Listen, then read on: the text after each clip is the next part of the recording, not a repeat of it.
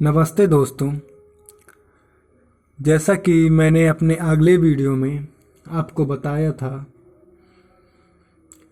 10 government institute संस्थान कौन कौन से जो आपके लीट एग्ज़ाम की प्रिपरेशन कराते हैं, आपने तो देखा ही होगा। तो उसमें मैंने दो नहीं लिखे थे, एक था गुजरात का लीट का और एक राजस्थान लीट का। इसलिए मैंने दो नहीं लिखा था क्योंकि ज़्यादा इम्पोर्टेंट नहीं थे, तो इसलिए मैंने मेन मेन जो थे 8 थे। लेकिन उसमें मैंने, अगर आपने सही से मेरा मेरा वीडियो अगर आप सही से देखा होगा तो आपको मैंने 10 बताया था।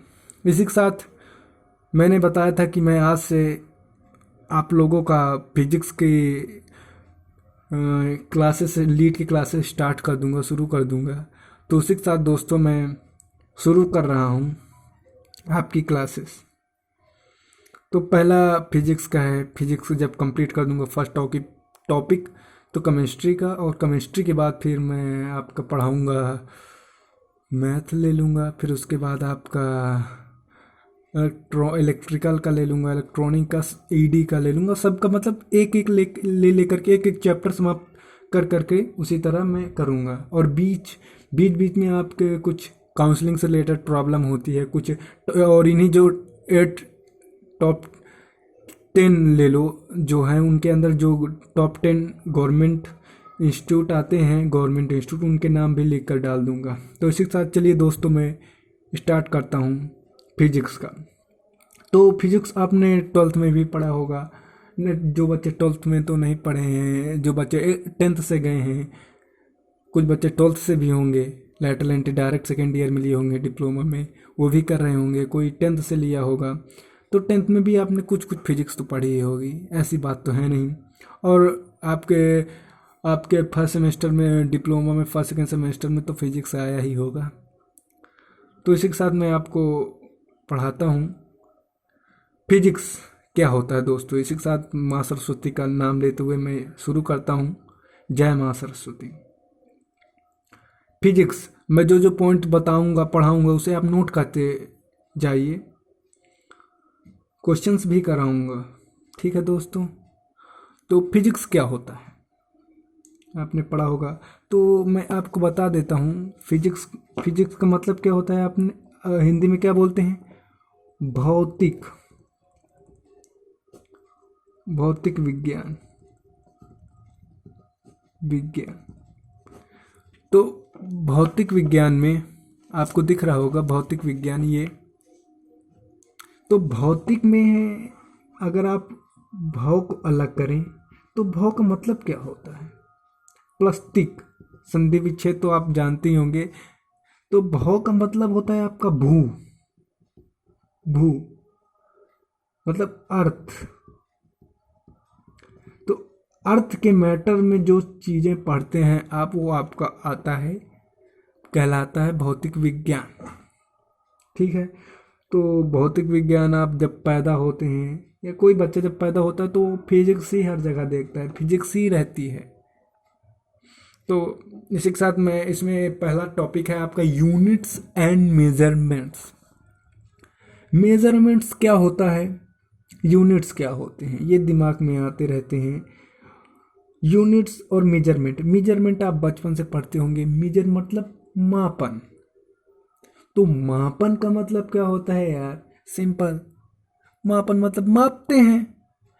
आपने कभी देखा होगा यार, छोटे छोटे रहे होगे, दूध मापते थे, 1 लीटर है, ये 2 लीटर है। गहराई मापना है, लंबाई चौड़ाई, सब मापन के अंदर तुम्हारी आती है। तो समझ में आया दोस्तों मापन क्या कहते हैं, कितना इजी है। यूनिट्स मतलब इकाई। अब लेंथ से में मापे तो लेंथ की यूनिट भी होती है मीटर। भाई गाड़ी चला रहे हो, मान लो, सपोज करो, ठीक है, चल रही है गाड़ी तुम्हारी। अब कैसे पता करोगे कैसे गाड़ी चल रही है तुम्हारी, तो यूनिट्स कुछ देंगे ना हम, तभी तो पता चलेगा कि हमारी गाड़ी कैसे चल रही है। अब गाड़ी में होता है, तुमने देखा होगा किलोमीटर बना होता है, किलोमीटर लिखा होता है दोस्तों, केएम। तो आप जब भी देखते होंगे किलोमीटर में 1 किलोमीटर 20, 2, 3, 4 किलोमीटर के हिसाब से आपको पता चल जाता है। वैसे आपको डिस्टेंस पता करना होता है, स्पीड पता करना हो, टाइम पता करना हो, यस इक्वल टू D/T से पता कर लेते हैं। चलिए इसी दोस्तों इसी के साथ मैं स्टार्ट करता हूँ, वो तो मैं बाद में पढ़ाऊँगा। जो आपका टॉपिक है उससे स्टार्ट कर दिया हूँ, यूनिट्स एंड मेजरमेंट्स, ठीक है। अब इसमें हमारे आती है एक फिजिकल क्वांटिटी। ये दिमाग में भैया आ जाता है हमारा, फिजिकल क्वांटिटी क्या होता है। तो फिजिकल क्वांटिटी दो तरह की होती है हमारी। दो तरह की कैसे? एक फंडामेंटल, एक डिराइव्ड। ठीक है दोस्तों, फंडामेंटल और डिराइव।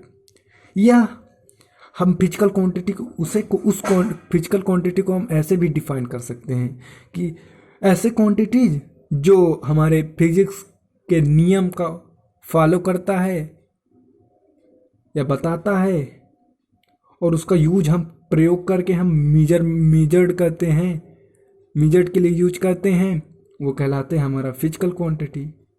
ठीक है। अब यूनिट्स फॉर मेजरमेंट्स, मेजरमेंट्स में हमारी यूनिट आती है। ठीक है। तो पहले मैं ये बता दूं, अगर आपको फिजिकल क्वांटिटी नहीं आया तो मैं फिर से बता देता हूँ शॉर्टकट फार्मूले में। ये देखो दोस्तों, फिजिकल क्वांटिटी इक्वल टू होता है मैग्नीट्यूड इनटू यूनिट। ठीक है। एक एक टॉपिक में आप लोगों को बिल्कुल आसानी से और अच्छे तरीके से बताऊंगा, बिल्कुल हलवा की तरह। ठीक है दोस्तों, बिल्कुल ईजी बच्चों की तरह पढ़ाऊंगा, मतलब जैसा छोटे क्लास के बच्चे होते हैं। क्योंकि यार मैंने देखा है, मेरे साथ के लड़के होते हैं, कोई भी होता है, उनको नहीं समझ में आती यार ये फिजिकल क्वांटिटी क्या है, मैग्नीट्यूड क्या है, यूनिट क्या होती है। बच्चे परेशान हो जाते हैं, मैं कंफ्यूज हो जाते हैं। तो इससे उनका ये बेसिक है फिजिक्स का, तो यहाँ से स्टार्ट होता है आपका फिजिक्स। ठीक है। तो छोटी छोटी चीज़ें मैं बता दे रहा हूँ, आपको ऐसे पता होगा, पढ़ लिए होंगे, लेकिन बता देता हूँ। मैग्नीट्यूड मतलब वैल्यू होती है, वैल्यू। ठीक है। क्या होता है वैल्यू? अब वैल्यू तुम्हें पता होता है, मैग्नीट्यूड किसी चीज़ की वैल्यू निकाल लो। अगर स्पीड फाइंड करें, मान लो स्पीड डिस्टेंस दिया है, टाइम दिया है, एस इक्वल टू D/T से फार्मूला निकालो, और जो मान लो 133 किलोमीटर निकल आया, तो 133 जो आंसर आया ना, वो तुम्हारी मैग्नीट्यूड हो गई। यूनिट किस में हो गई? हावर में। बस। ठीक है दोस्तों, तो इसको डिनोट करते हैं P equal to small n into u. ठीक है। n कोई भी न्यूमेरिकल वैल्यू हो गई, मैंने तुम्हें बता ही दिया। ठीक है। यूनिट तो आपको बता दिया। अब एक हमने जब हम पढ़ते हैं तो एक हमारा आता है यूनिट, सिस्टम ऑफ यूनिट। अब सिस्टम देखो दोस्तों, सिस्टम तब हमारा आता है जब हम ढेर सारी चीज़ें मिला दें। ठीक है। ढेर सारी चीज़ें मिला दें तब हमारा आता है सिस्टम, तब हमारा सिस्टम बनता है। कैसे? तुमने पढ़ा होगा, मैंने बता दूं, इलेक्ट्रिक डाइपोल। ठीक है। इलेक्ट्रिक डाइपोल में पढ़ा होगा P इक्वल टू 2QL। ठीक है। तो इलेक्ट्रिक डाइपोल, पूरा इलेक्ट्रिक डाइपोल जब पढ़े होंगे तो उसमें लेंथ यहाँ पास ये पूरा होता है, यहाँ टोटल लेंथ लेते हैं, इस तरह करके आपको वैसे उसे जो टॉपिक है वो पढ़ा रहा हूँ, लेकिन मैं बता दूँ आपको। तो मतलब सिस्टम क्या है, कोई भी तरीके से हम कोई भी अच्छे नियम तरीके से काम करें, वो हमारा सिस्टम बन जाता है। सिस्टम सिस्टम देखो, अरे डेली फिजिकल से अपने कंपेरिजन करो। डेली तुम उठते हो, एक मान लो फिक्स टाइम 7 बजे उठ लिए। ठीक है। फिर 9 बजे खाना, इतने बजे खेलना, इतने बजे पढ़ना, तो ये आपका सिस्टम बन गया। उस तरह यूनिट्स में भी सिस्टम होती है। ठीक है। इसमें क्या होता है, दो यूनिट, फंडामेंटल और डेराइव्ड, दोनों आ जाए तो वही हमारा सिस्टम बन जाता है। देखा क्या? Fundamental and derived. ठीक है। दोनों यूनिट जब मिल जाती हैं तब हमारा बन जाता है क्या? System of unit. अब सिस्टम ऑफ यूनिट में हमारा 3 आते हैं, CGS system, MKS system, FPS system. ठीक है। तो जिन लोगों को नहीं पता मैं बता देता हूँ। CGS मतलब होता है सेंटीमीटर। ठीक है। G मतलब ग्राम, नोट करते जाइए आप एक नोट्स में। S मतलब सेकेंड। ठीक है। सेंटीमीटर, ग्राम, सेकेंड। ओके। अब आपका MKS सिस्टम में क्या आता है हमारा? मीटर, मीटर है ये, किलोग्राम एंड सेकेंड। ठीक है, अब आपका हमारा FPS में क्या होता है बता दूं, FPS में आएगा फुट, पाउंड एंड सेकेंड। ठीक है, अब उसके बाद हमारा फोर्थ आता है इसमें इंटरनेशनल सिस्टम। वैज्ञानिकों ने 7 प्रकार के इंटरनेशनल सिस्टम, ये ASI सिस्टम बनाए हैं। इंटरनेशनल सिस्टम आपको मैं बता देता हूँ, ये वैसे याद करने की चीज़ है, आपको 12th में भी आता है, 12th में 11 12th में पढ़ लेते हैं ज़्यादातर बच्चे, वैसे आपको पढ़ाया भी होगा फर्स्ट सेकंड सेमेस्टर डिप्लोमा में। लेंथ, मास, अब यूनिट इनका क्या होता है, सिंबल क्या होता है, देखो ये यार ये याद करने की चीज़ है, याद कर लो। लेंथ का होता है यूनिट मीटर, सिंबल M, मास का किलोग्राम, केजी से डिनोट करते हैं, टाइम का सेकंड ये से डिनोट करते हैं। इलेक्ट्रिक करंट आप पढ़ ही रहे होंगे अगर सेकंड थर्ड सेमेस्टर वाले होंगे, या फिजिक्स में ऐसे भी मिलता है। एम्पियर डिनोट करते हैं कैपिटल A से।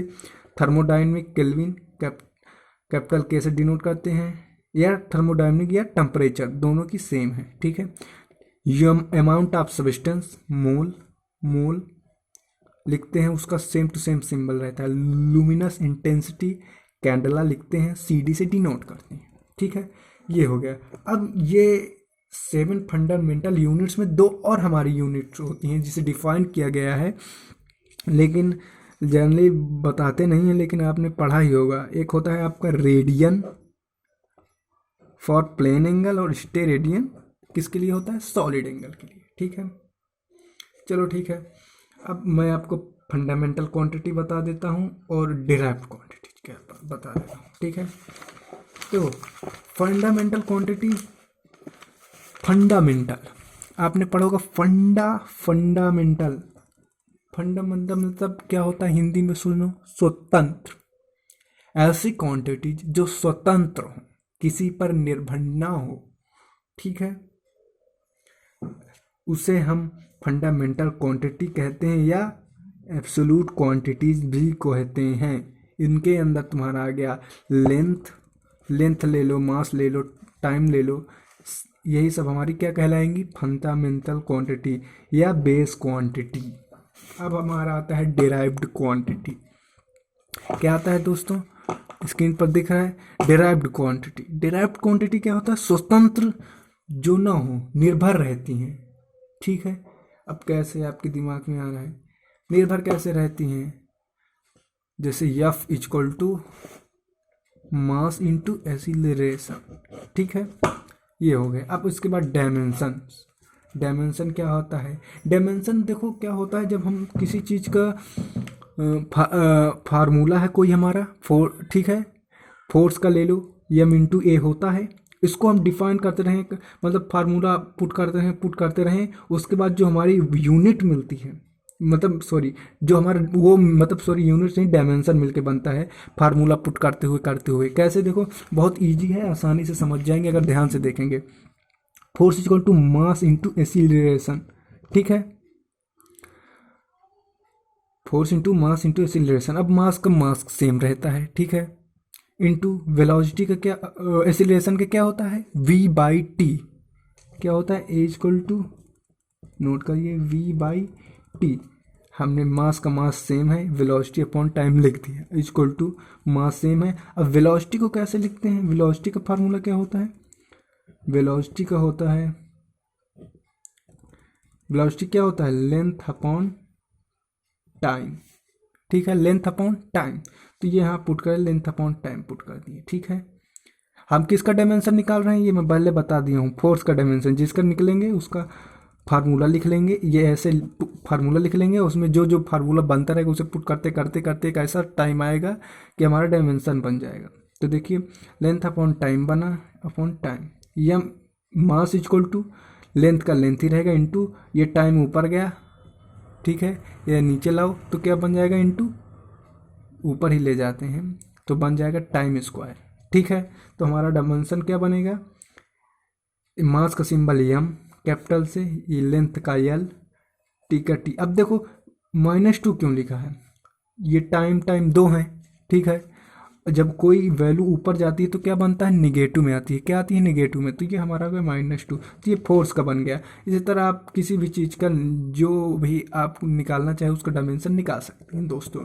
ठीक है, इसी के साथ दोस्तों मैं कुछ यूनिट्स बनाऊंगा, फिजिकल क्वांटिटीज़ बताऊंगा जिसको आपको याद करना है। लेंथ हो गई, लेंथ का होता है, नोट कर लीजिए, मीटर, सिंबल एल, मास हो गया kilogram, symbol M, time second, symbol T, temperature का kelvin, theta, luminosity, electric current, amount of substance, plan angle, इन दोनों का डायमेंशन नहीं होता, नोट कर लीजिएगा। वेलोसिटी स्पीड अपॉन स्पीड का यूनिट मीटर पर सेकंड, ये सब याद कर लीजिए। एक्सेलरेशन का ये और इनका ये बनेगा, या आप फार्मूला पुट करके निकाल सकते हैं। ये मैंने आपको बता दिया। स्ट्रेन की भी नो डायमेंशन होती है, अमाउंट ऑफ रेजिस्टेंस का, प्लेन एंगल का और स्ट्रेन का और एंगुलर डिस्प्लेसमेंट का डायमेंशन नहीं होता है। ठीक है, और अपना नोट कर लीजिएगा दोस्तों। इसी के साथ में नेक्स्ट